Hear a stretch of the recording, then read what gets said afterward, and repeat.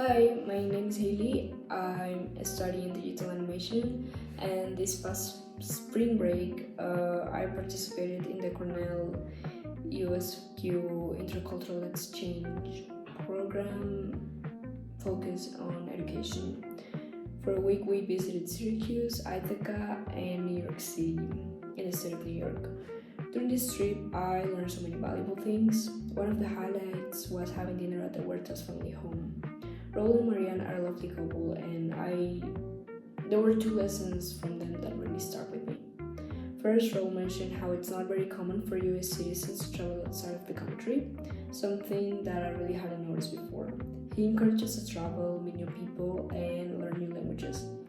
I While we were speaking about languages and cultures, I told him that I knew a little bit of Chinese, and he immediately brought this book filled with Chinese characters and how they were formed and their meaning. And he made really clear that it's really important not only to learn like the language itself, but all the culture, because if you don't, there's a lot you're missing out on. And that small moment encouraged me to keep learning Chinese and made me want to explore even more languages and cultures. Marianne had a lot of cookbooks, and when we asked her about it, she said that she loves cooking for people. And when I mentioned that cooking must require a lot of patience, she said, "Not really. When you love what you do, it comes naturally." And that really made me reflect on my own intentions and passions. We volunteer at the Assumption Food Pantry. It was a beautiful church, and learning about their history and operations was eye-opening. We packed food boxes, cleaned up a house, and handed out lunches.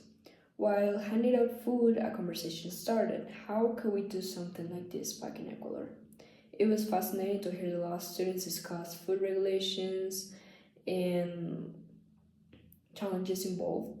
It made me hopeful that someday we can create similar support systems for those in need here in Ecuador. We also visited a Montessori school, and I really had no idea that this kind of education existed, and it was incredible to see how not only intellectually developed the kids were, but also how confident and independent they were.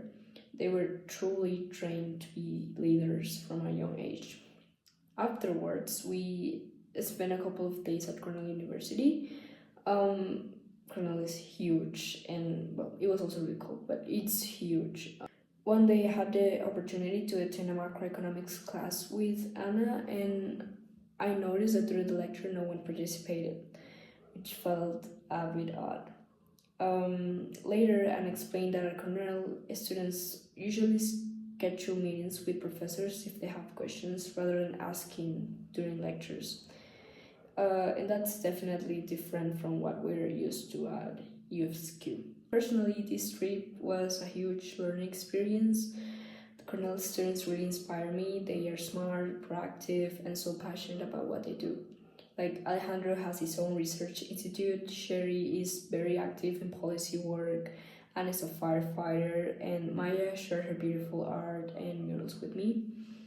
And it's art that deeply represents her culture and identity. Meeting them motivated me to push myself further too. Like I even uploaded my LinkedIn profile after the trip. Um, this experience also helped me build confidence, because normally I'm not someone who does a lot of presentations in my career. But doing research and participating in this program gave me a real boost. It made me excited to join more activities like this in the future.